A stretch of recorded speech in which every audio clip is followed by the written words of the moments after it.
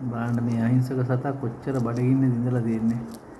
දැන් මම මේ දීපු සීනි ටික තමයි මේ කන්නේ.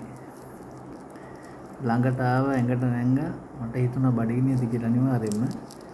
ඊට පස්සේ සීනි බෝතලේ ළඟට නැංගට පස්සේ මම මේ සීනි ටික දාලා දුන්නේ කන්න. දැන් ඒ ටික කාලා තව ටිකයි තියෙන්නේ. ඔක්කොම කනවා කොහොම හරි. සීනි ටික ඔක්කොම කනවා.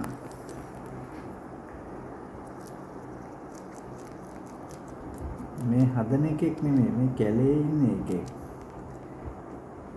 නිතරම එනවා කාලා පුරුදු වෙලා නිතරම එනවා බඩගිනි ටයිම් එකට. මුදේට එනවා, දවල්ට එනවා, හවසට එනවා, රෑ වෙලා නම් හවස තමයි එන්නේ.